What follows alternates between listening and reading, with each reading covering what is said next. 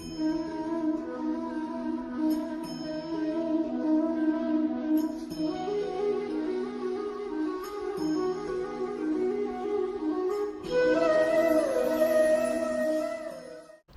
साथियों, मैं आचार्य रमेश आपका स्वागत करता हूं मेरी इस वीडियो चैनल जिसका नाम है ज्योतिष दृष्टि।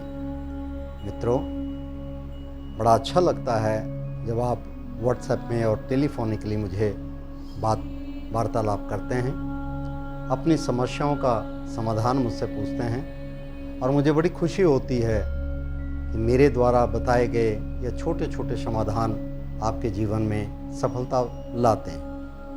मेरी एक बहन ने बहुत सुंदर सा प्रश्न किया कि आचार्य जी, मैं कई रोग से पीड़ित हूँ, मैंने बहुत कुछ कोशिश कर ली, कई डॉक्टरों को दिखा दिया, कई आचार्यों को दिखा दिया, पर मेरे रोग का निदान नहीं हो रहा।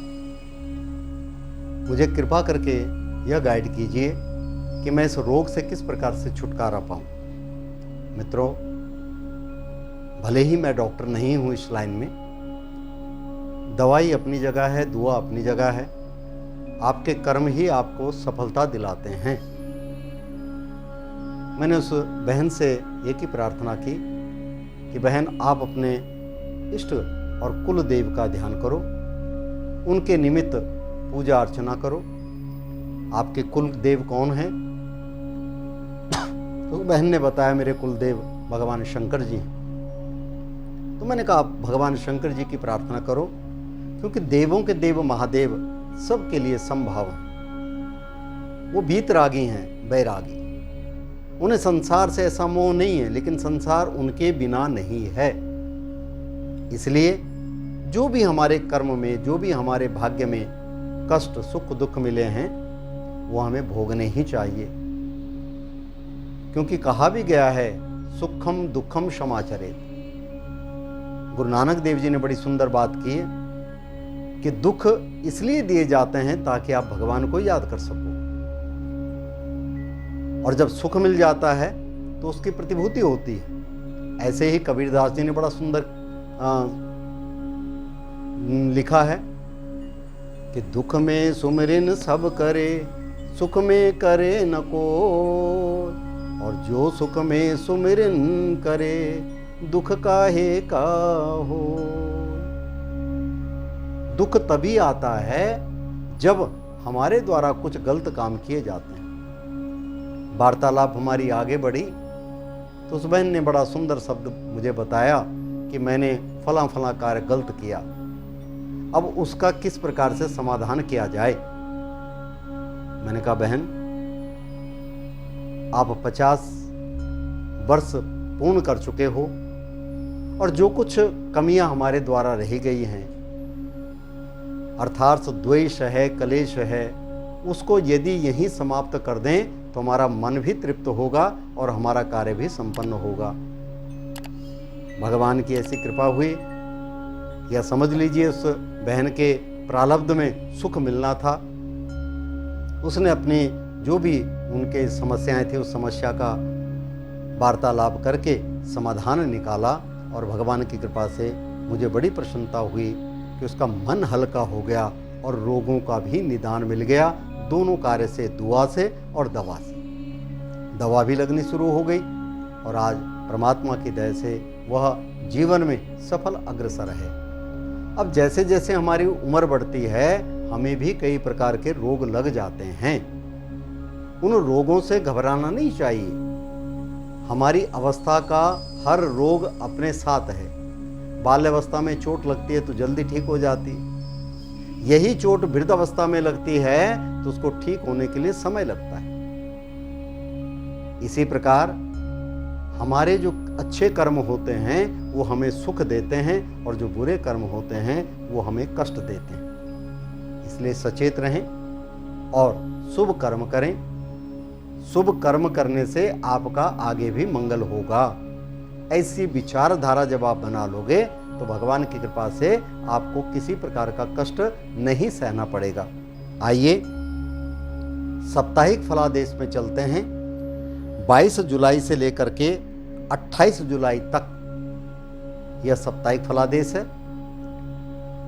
इस साप्ताहिक फलादेश में कुछ राशियों के अंदर उथल पुथल हो रही है। उथल पुथल उनके जीवन में भी दिखाई देगी। तो मैं आगे जैसे आपको विवरण दूंगा, जैसे मैंने कहा 12 राशियों के अंतर्गत ही समाधान है, उन 12 राशियों के अंतर्गत ही हम भी आते हैं। कैसा कष्ट भोगना है, क्या उसके अनुकूल करना है, क्या विपरीत होना है, यह ध्यान देने वाली बात है। कई मेरे मित्रों ने कहा कि आप प्रतिदिन हर रोज का फलादेश दे दिया कीजिए। तो मैंने कहा भैया सप्ताह का फलादेश ही उत्तम होता है। जैसे हम एक दिन नौकरी पर जाते हैं और एक सप्ताह के बाद एक दिन छुट्टी का आता है, उस दिन आनंद मनाना चाहते हैं, रिलैक्स करना चाहते हैं, उसी प्रकार से साप्ताहिक फलादेश के अंतर्गत प्रतिदिन आपके भाव बदलते हैं। आपको क्रोध आया है, कोई काम गलत हो गया, कल उसी काम को सफलता मिल गई, आपको खुशी प्रसन्न हो गई, मिल गई। तो सप्ताह के अंतर्गत ये उथल पुथल होती रहती। प्रतिदिन के अंदर आज कुछ कहा, परसों कुछ कहा। कई ने प्रश्न किया मुझे, महाराज आप हाथ हस्तरेखा भी देखते हैं? मैंने कहा भाई हस्तरेखा में प्रतिदिन परिवर्तन होता है और अलग अलग ज्ञान है, किसी को इसका बहुत विविध ज्ञान है, ऐसी बात नहीं है। संसार में ये सागर बढ़ा पड़ा है ज्ञान का, इसमें कई मोती हैं, कोई किसी को चुन लेता है, कोई किसी को चुन लेता है। जैसे किसी विद्यालय में अगर आप जाओ, बहुत बड़े लेक्चरार हैं और उसे कहो कि एक पहली क्लास की कक्षा को पढ़ा दें, तो बड़ी असुविधा होगी उसे। क्यों? कि उसकी आदत बन चुकी है, आइए और ब्लैक बोर्ड पे जाइए, लिख दीजिए, लेक्चर दे दीजिए और अपना नितांत। लेकिन छोटे बच्चों के साथ हमें बिल्कुल बालक बनना पड़ता है। इसलिए सोच समझ करके कार्य करेंगे तो जीवन के अंदर तरक्की होगी, उन्नति होगी। तो आइए साप्ताहिक फलादेश में चलते हैं मेष राशि वालों के साथ में। देखिए पिछले सप्ताह आपको थोड़ा सा कष्ट हुआ ना, परेशानी उत्पन्न हो गई। ये सप्ताह आपके लिए सुखदायक है, आनंद मिलेगा, मित्रों से पूर्ण सहयोग मिलेगा, परिवार में भी आनंद की प्रतिभूति बनी रहेगी। वृष राशि वालों के लिए भी सप्ताह बहुत अच्छा चल रहा है, निरंतर पिछले सप्ताह में भी, इस सप्ताह के अंतर्गत भी लाभकारी है, उन्नति कारक है, सहयोग की परिपूर्णता बनी रहेगी। मिथुन राशि वालों के लिए लाभकारी है, धन धान्य की वृद्धि होगी, रुका हुआ जो धन है आपका वो मिल जाएगा। किसी से कलह होने की संभावना है, सचेत रहें। इसलिए बाकी तो सप्ताह अच्छा चल रहा है। कर्क राशि वालों के लिए थोड़ा सा समय खराब चल रहा है। मैंने बताया ना, कुछ राशियों के अंतर्गत उथल पुथल होगी। आपके इस सप्ताह के अंतर भी उथल पुथल होगी। जो सोचा था वो होगा नहीं और जो हो रहा है वो सोचा नहीं। इस प्रकार से कष्ट होगा। आपने करना क्या है? भगवान गणेश जी का ध्यान करना। विघ्नेश्वराय वरदाय सुरप्रियाय लंबोदराय सकलाय जगद्दिताय नागाननाय श्रुतियज्ञ विभूषिताय गौरी सुताय गणनाथ नमो नमस्ते। या ओम श्री गणेशाय नमः ऐसा बोल करके प्रतिदिन इस सप्ताह में रोज भगवान शंकर जी के मंदिर में जाइए और गणेश जी को एक छोटा सा लड्डू भेंट कर दीजिए। आपकी मनोकामनाएं पूर्ण होंगी।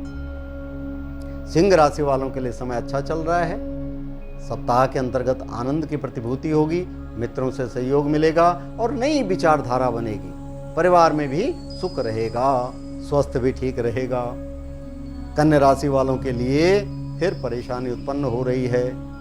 कोई आपकी बैक बाइटिंग कर रहा है महाराज, कारोबार में है, घर में भी है, तो आपके अगेंस्ट बोला जा रहा है, न चाहते हुए भी आपके लिए दुर्भिक्ष बन रहा है।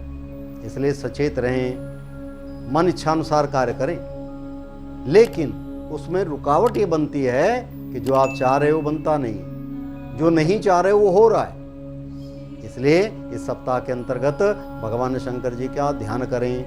प्रतिदिन भगवान शंकर जी को कच्ची लस्सी, दूध में थोड़ा पानी में थोड़ा दूध मिला करके भगवान शंकर जी को चढ़ाएं और 11 बार ओम नमः शिवाय, ओम नमः शिवाय, ओम नमः शिवाय, ओम नमः शिवाय, ओम नमः शिवाय का जाप करें, सफलता मिलेगी।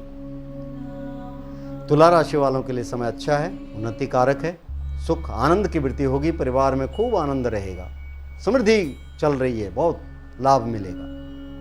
तुला के बाद चलते हैं वृश्चिक राशि वालों के लिए। समय अनुकूल नहीं चल रहा है, आपकी घर के अंदर ही कोई परेशानी उत्पन्न हो रही है, शरीर को भी कष्ट हो रहा है, वाहन से भी दुविधा हो सकती है, इसलिए सचेत रहें। कोई आपके मुंह पर आपको गाली दे जाएगा, आप कुछ नहीं कर पाओगे, इसलिए तब भी चेतना रखें, झगड़ा उत्पन्न हो सकता है। इस सप्ताह के अंतर्गत करना क्या है, इस सप्ताह के अंतर्गत यदि करना चाहो तो गौ माता की सेवा कीजिए, बड़ा लाभ मिलेगा। धनु राशि वालों के लिए समय बहुत अच्छा है, उन्नति कारक है, यशमान में वृद्धि होगी, परिवार में सुख आनंद मिलेगा, अनेक प्रकार की सफलता मिलेगी। मकर राशि वालों के लिए भी समय ठीक चल रहा है, सुख आनंद वृद्धि, धन धान्य की वृद्धि होगी, परिवार में हर प्रकार से लाभ होगा, मित्रों से पूर्ण सहयोग मिलेगा। कुंभ राशि वालों के लिए परेशानीकारी का समय, कष्ट हो सकता है हमारा, शरीर का ध्यान रखें, पेट का विकार उत्पन्न हो सकता है, इसलिए उसके लिए सचेत रहें। और कोई आपके धन को मार सकता है, किसी को धन मत दीजिए इस सप्ताह के अंदर, थोड़ा टाल दीजिए, लाभ रहेगा। करना क्या है सप्ताह के अंतर्गत, भगवती का ध्यान कीजिए। सर्व मंगल मांगल्ये शिवे सर्वार्थ साधिके शरणे त्र्यंबके गौरी नारायणी नमोस्तुते। प्रतिदिन देवी के मंदिर में जा करके घी का दीपक जला के आ जाइए, भगवान आपके मनोकामनाएं पूर्ण करेंगी, कष्टों का निवारण होगा। मीन राशि वालों के लिए समय थोड़ा सा कष्टकारी है, शरीर का ध्यान रखें, कहीं टूट फूट हो सकती है, जो सोचा था आपने उसमें कहीं ना कहीं असुविधा हो सकती है, इसलिए सचेत रहना। मित्रों से सहयोग तो मिलेगा, लेकिन कोई आपकी बैक बाइटिंग भी करेगा, इसलिए वाणी पर भी संयम रखें, कटु शब्द न बोलें, क्योंकि कहा है मीठी बानी बोलिए मन का आपा खोए, औरन का मन शीतल करे आपो शीतल हो। इस सप्ताह में यदि आप करना चाहते हो, फलों का दान करें, भगवान की कृपा से आपको सफलता प्राप्त होगी। 12 की 12 राशियों को इस सप्ताह के अंदर क्या करना चाहिए मित्रों, यदि आज इस सप्ताह में आप लाभ लेना चाहते हैं तो आप ऐसा देखिए, कोई व्यक्ति जिसको कि आपकी आवश्यकता है, कष्ट में है, उसकी आप सहायता कीजिए। अगर और कुछ नहीं कर सकते हैं तो गौ माता की सेवा कीजिए। इन 12 की 12 राशियों को यदि इस प्रकार से कार्य करेंगे तो आपको जरूर सफलता मिलेगी, अनेक लाभ मिलेंगे। इस प्रकार अपनी वाणी को मैं विराम देता हूं और नए सप्ताह में नई उमंग के साथ, नई तरंग के साथ, नए विचारों के साथ आपके समक्ष आएंगे। मुझे आपके व्हाट्सएप का और टेलीफोनिकली कन्वर्सेशन का इंतजार रहेगा। मैं चाहता हूं कि आप मुझे कुछ नए नए सुझाव देते रहें। जीवन में जो घटनाएं घट रही हैं, देखिए संसार के अंदर अनेक प्रकार की घटनाएं घटती रहती हैं, और जब उन घटनाओं का समावेश होता है तो कोई ना कोई निदान निकल आता है, और उस निदान के द्वारा दूसरे को सचेत होकर के अपने जीवन के अंदर प्रमुखता ले आते हैं, ताकि आपके जीवन में ऐसी दुर्घटनाएं न घटें। इसलिए इतिहास से हम सीखें, कुछ ज्ञान की वृद्धि सीखें, कुछ यश की वृद्धि सीखें, तो हमें सफलता प्राप्त होगी, लाभ मिलेगा। मित्रों, इन्हीं शब्दों के साथ मैं अपनी वाणी को विराम देता हूँ। नए विचारों के साथ आपके समक्ष आएंगे, तब तक के लिए नमस्कार।